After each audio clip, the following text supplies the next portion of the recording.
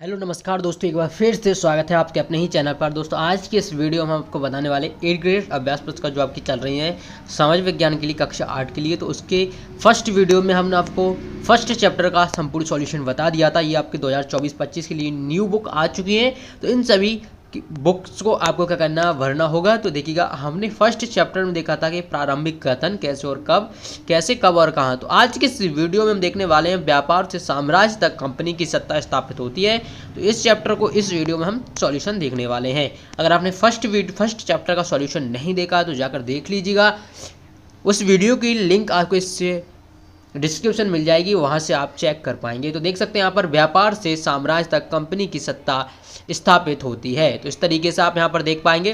पहला क्वेश्चन से यहाँ पर दिया गया है कि ईस्ट इंडिया कंपनी की शुरुआत व्यापारियों को किस नाम से जाना जाता था। तो ये देखिएगा, फैक्टर नाम से जाना जाता था। आपका ए ऑप्शन राइट हो जाएगा यहाँ पर, ठीक है। अगला दिया गया है कि फरमान शब्द का अर्थ है, तो यहाँ पर शाही आदेश है या फिर शाही कोतवाल या फिर मुक्त व्यापार या संधि पत्र। तो ये आपका देखिएगा फरमान शब्द का अर्थ है, यानी कि शाही आदेश हो जाए, क्या हो जाएगा, शाही आदेश हो जाएगा। इसके बाद देखिए यहाँ पर प्रश्न क्रमांक आपका 3 दिया गया है कि मालाबार तट किन वस्तुओं के व्यापार के लिए प्रसिद्ध है। तो आपको देखिएगा ये है काली मिर्च और इलायची के लिए प्रसिद्ध है, यानी कि वी ऑप्शन आपका इससे राइट आंसर हो जाएगा। अगले क्वेश्चन की तरफ बढ़ते हैं। अगला क्वेश्चन दिया गया है कि प्रारंभिक ब्रिटिश शासनकाल में प्रशासकीय इकाइयों को किस नाम से जाना जाता था। तो ये जाना जाता था, आपको देखिए ऑप्शन दिए गए फैक्ट्री, कोर्ट या फिर प्रेसिडेंसी या फिर रेगुलेटरी। तो ये आपका वी ऑप्शन हो जाएगा, यानी कि प्रेसिडेंसी इज राइट आंसर। इसके बाद बढ़ते हैं अगले क्वेश्चन पर। क्वेश्चन नंबर 5, कुशासन के आधार पर किस राज्य को ब्रिटिश साम्राज्य में मिला लिया गया था। तो ये किस राज्य के आधार पर मिला लिया गया था। देखिए आपका ऑप्शन दिए गए हैं झांसी, सतारा, नागपुर या फिर अवध। तो देखिए इसका राइट आंसर हो जाएगा आपका नागपुर, ठीक है। चलिएगा अब आगे बढ़ते हैं। यहाँ पर आगे हमारे रिक्त स्थान दिए गए, उनको देख लेते हैं कि 1651 में हुगली नदी के किनारे ईस्ट इंडिया कंपनी व्यापारिक कंपनी ने फैक्ट्री आरंभ की थी, ठीक है। क्वेश्चन नंबर यहाँ पर आपका दिया गया है अगला, यानी कि वी नंबर का, ईस्ट इंडिया कंपनी ने 1765 में बिहार उड़ीसा प्रांत की दीवानी प्राप्त हुई थी। इसके बाद अगला क्वेश्चन दिया गया हमारा कि सिराजुद्दौला की पराजय में उसका सेनापति भी एक कारण था। तो क्या कारण था, ठिकाने की गलत जानकारी देने के कारण, क्या उसके कारण की मेन वजह बन गया था।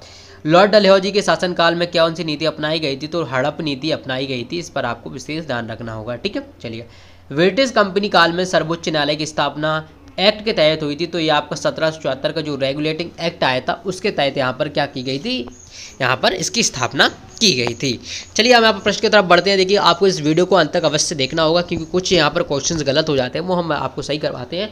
और इसके अलावा हम आपको इसकी पीडीएफ भी प्रोवाइड कराते हैं, तो उसके लिए आपको इस वीडियो को अंत तक देखना होता है, ठीक है। चलिएगा अगला क्वेश्चन दिया गया है कि किस पुर्तगाली यात्री द्वारा भारत तक पहुँचने के लिए समुद्री मार्ग का पता लगाया था।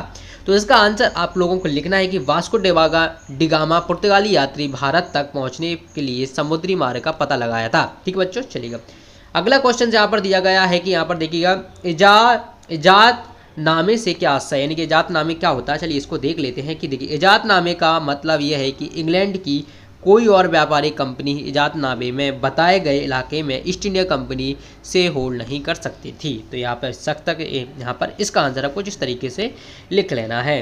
अगला क्वेश्चन दिया गया है प्रश्न क्रमांक 9, बक्सर के युद्ध के क्या परिणाम हुए। तो इसका आंसर आपको लिखना है कि बक्सर युद्ध का सबसे महत्वपूर्ण परिणाम भारत का सर्वोच्च शक्ति सम्राट शाह आलम, नवाब वजीर व बंगाल का नवाब संयुक्त रूप से पराजित हुए।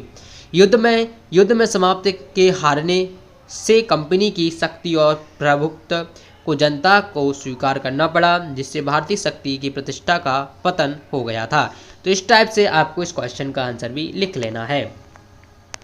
अगला क्वेश्चन आता है हमारा क्वेश्चन नंबर 10, यानी कि पानीपत की तीसरी लड़ाई क्यों महत्वपूर्ण है। तो इसका आंसर आपको लिखना है कि पानीपत की तीसरी लड़ाई में अफगान आक्रमणकारी अहमद शाह और पुणे के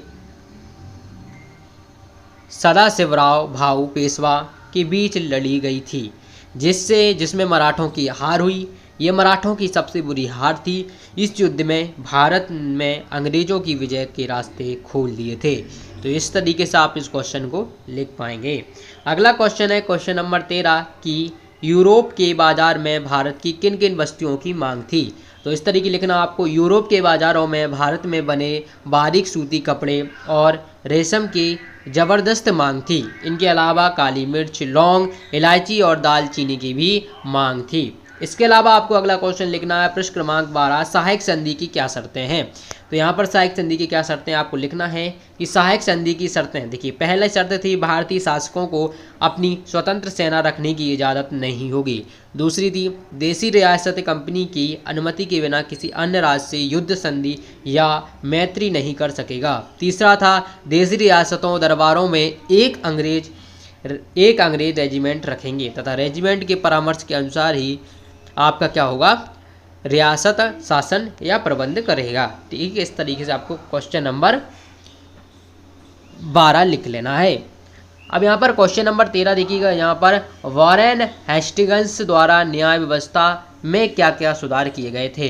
तो इसका आंसर लिखना है आपको यहाँ पर, देखिएगा कि वॉरेन हेस्टिंग्स द्वारा न्याय व्यवस्था में क्या क्या सुधार किए गए थे। तो यहाँ पर लिखना है आपको वॉरेन हेस्टिंग्स द्वारा न्याय व्यवस्था में निम्नलिखित सुधार किए गए थे। कौन सा, यहाँ पर पहला आपको लिखना है कि 1772 में वॉरेन हेस्टिंग्स द्वारा एक नई न्याय व्यवस्था स्थापित की गई। दूसरा लिखना है इस व्यवस्था में प्रावधान किया गया कि हर जिले में 2 अदालत होंगी, फौजेदारी अदालत और दीवानी अदालत। तीसरा है कि रेगुलेटिंग एक्ट के अंतर्गत एक नए सर्वोच्च न्यायालय की स्थापना यहाँ पर क्या की गई। इस तरीके से आपको क्वेश्चन नंबर 13 का आंसर लिख लेना है।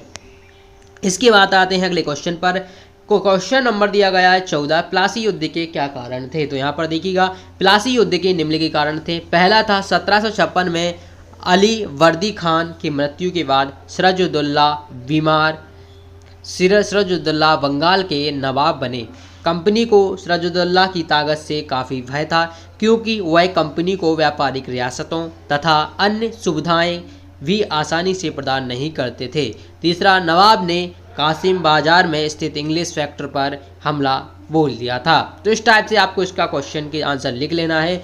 अगला क्वेश्चन दिया गया है क्वेश्चन नंबर 15 कि स्थानीय शासकों और कंपनी के बीच टकराव के क्या कारण थे। तो आपको इसका आंसर लिखना है अपनी बस्तियों को किलेबंद करने और व्यापार में मुनाफा कमाने की कोशिशों के कारण स्थानीय शासकों से टकराव होने लगे। तो इस टाइप से आपको इसका आंसर भी यहाँ पर लिख लेना है। ये आपका क्वेश्चन नंबर 15। इसके बाद अगला क्वेश्चन है क्वेश्चन नंबर 16 कि यूरोपीय व्यापारिक कंपनियों में प्रतिस्पर्धा के क्या कारण थे। तो इसका आंसर आपको लिखना है यूरोपीय व्यापारिक कंपनियों में प्रतिस्पर्धा के प्रमुख कारण निम्नलिखित थे। पहला लिखना है कि सभी व्यापारिक कंपनी एक जैसी ही वस्तुएं खरीदना चाहती थी। दूसरा लिखना है सभी व्यापारिक कंपनियां अधिक मुनाफा अर्जित करना चाहती थीं। और तीसरा लिखना है आपको बाजारों पर कब्जों की होड़ में व्यापारिक कंपनियों के बीच आपस लड़ाइयाँ शुरू हो गई थी। तो इसके अलावा हमारा अगला क्वेश्चन दिया गया है क्वेश्चन नंबर 17, लॉर्ड हेस्टिंग्स ने राज्य विस्तार के लिए कौन सी नीति अपनाई थी। तो चलिए इसका आंसर भी देख लेते हैं। लॉर्ड हेस्टिंग्स ने सर्वोच्चता की एक नई नीति शुरू की। इस नीति में गवर्नर जनरल के भारतीय रियासतों के आंतरिक मामलों में हस्तक्षेप करने और यदि आवश्यक हो तो उनके अधिकार को खत्म करने के अधिकार पर जोर दिया था। तो इस तरीके से आपको इस क्वेश्चन का आंसर लिख लेना है। अगला क्वेश्चन दिया गया है क्वेश्चन नंबर 18 कि लॉर्ड डलहौजी की विलय नीति क्या थी तथा इस नीति से किन किन राज्यों को अपने नियंत्रण में लिया गया था। तो यहाँ पर आपको लिखना है कि लॉर्ड डलहौजी की विलय नीति इस तर्क पर आधारित थी कि अगर किसी शासक की मृत्यु हो जाती है और उसका कोई पुरुष वारिस नहीं होता है तो उसकी रियासत हड़प ली जाएगी, यानी कि कंपनी के भूभाग का हिस्सा बन जाएगी। इस नीति के सतारा, सबलपुर, उदयपुर, नागपुर, झांसी, अवध इत्यादि भारतीय राज्यों को अपने नियंत्रण में ले लिया गया था। तो इस टाइप से हमने आज इस सेकंड चैप्टर का सॉल्यूशन देखा है। नेक्स्ट वीडियो में हम आपको बताने वाले हैं जो आपका थर्ड चैप्टर है ग्रामीण क्षेत्र पर शासन चलाना। तो इस टाइप से अगर आपको सभी वीडियो देखना है तो क्रमबद्ध तरीके से प्लेलिस्ट की लिंक आपको वीडियो डिस्क्रिप्शन में मिल जाएगी, वहां से आप जाकर चेक कर पाएंगे। और अभी तक आपने चैनल को सब्सक्राइब नहीं किया तो चैनल को भी सब्सक्राइब कर लीजिएगा। चलिए मिलते हैं नेक्स्ट वीडियो में, धन्यवाद।